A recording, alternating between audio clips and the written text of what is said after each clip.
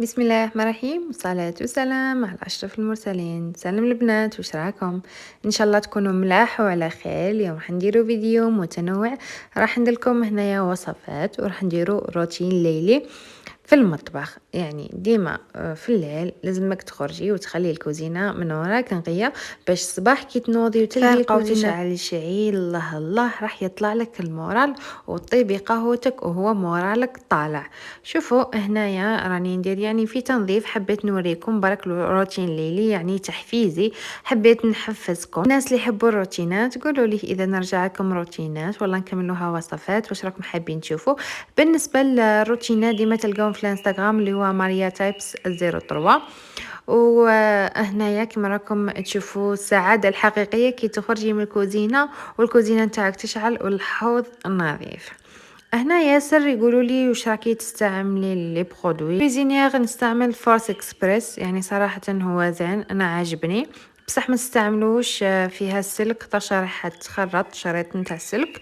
وبالنسبه ثاني ليفي عادي صابون جافيل ودي فوا فورس اكسبريس. بالنسبه ليفي هنا كما راكم تشوفوا نوعيه ما عجبتنيش، ذاق جاي رخام ويتخرط، لازم تكون حاجه اينوكس. بالنسبه لهنايا راح نديروا وصفات كريب تركي، اعتبروهم تاكوز في المقله. راح نحتاج الى رطل نتاع فرينه، تقدري تعبري بالكاس، مقرف مش معمره نتاع خميره الخبز، مقرف نتاع سكر، نخلطوا المكونات ونضيفوا الملح. وهنايا 5 ملاعق نتاع زيت، ونحاولوا انه ندخلوا هذاك الزيت في الفرينه نتاعنا جو انها العجينه نتاعنا تتبسس. هي مش راح تتبسس بصح نخلطوا المكونات هذا مليح مع بعضهم. هنا جبت حوالي نصف لتر نتاع الماء، درت له 3 ملاعق نتاع حليب بودر. تقدري ديري هنايا كاس نتاع حليب عادي وتكملي بالماء. هنا راني نلم في العجينه ونلم فيها برك مانيش ندلك، ومن بعد نلمها. شوف راح تلملي وراح تولي لي طريه، نخليها تخمر ماكسيموم واحد 20 دقيقه. من جهه راح نجي نديرو الحشو. انا عندي هنايا صدر دجاج، تقدروا ديروا فيونداشي. راح نديصوصي ونقطعوا مربعات، ورايحين نديرو يعني التتبيله نتاعو. بالنسبه للتتبيله عندي ملعقه نتاع طماطم، ملح، كمون، بالشاورما، وعندي قارص ومايونيز والخل. اكيد راح نخلطوا المكونات هذوما مليح مع بعضهم. هنا كي ندخلوا هذيك الطماطم رايحين تعطينا ذوق هايل. نزيدوا لها المايونيز، تقدروا تستغنوا على المايونيز، تقدروا ديروا موطارد، وتقدروا تستغنوا عليهم في زوج.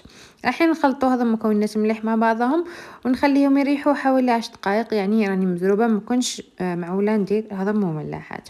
في مقله راح نضيف فيها كميه من الزيت ونخلي الدجاج نتاعنا يتقلى مليح. نضيف له حوالي فنجان نتاع الماء، ما نكثروش، لازم لافارس نتاعنا تكون ناشفه باسكو العجينه تتحل اذا ولات فيها لاصوص.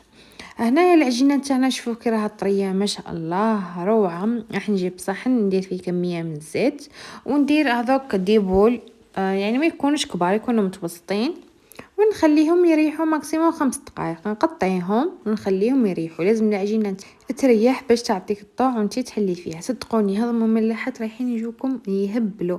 بالنسبه للمقله هذه كنت شريتها جديده وحبيت نجربها معكم. هذا مملحات مالغي عندي بانينرز بصح يطول ويعيي. هنا راح نجيب نحل العجينه تاعي. تقدروا تستعملوا الفرينه، انا مش راح ندير الفرينه، حلوا بالفرينه اذا ما عطاتكمش الطعم، ولا بشويه نتاع زيت. راح نجيب لافارس، عندي بطاطا كنت قطعتها دبتيدي وقليتها، لافارس تاع الدجاج، الفرماج اكيد. وهنايا راح نضيف البصل. لي ساندويتش يحبوا البصل، لازمكم ديروا البصله، واللي ما يحبش ما يديرش. شوفوا رايحين نسكروهم بهذه الطريقه. شوفوا العجينه راهي طريه وهايله. سكروا هكذا، حاولوا تقطعوا العجينه مع بعضهم وتجيبوا جهه الاخرى من هكذا. ان شاء الله تكونوا فهمتوني. ومن جهه المقله نتاعي راهي تسخن على نار قويه، وكي نحط فيها لي ساندويتش نتاعنا لازم نقصوا النار تكون متوسطه. شوفوا حتىشهم رايحين يخمروا، ولازم لكم ثمثم طيبوهم. طيبوا بزوج حبات 3 ما يهمش، مهم ديروهم باش ما يزيدوش يخمروا. كي طيبوهم من هذه الجهه قلبوهم الجهه الاخرى وخلوهم يحمروا. لازم لكم تحمروهم من كلتا الجهتين، والعجينه نتاعكم ترقوها طقش راهي رايحه تخمر. واذا خمرت والعجينه هي قليظه رايحه تجيكم معجنه. نتمنى تكونوا فهمتوني. قدموه مع مايونيز صوص الجيريان كيما تحبوا انتم. شوفوا راح نقسم معكم حبه.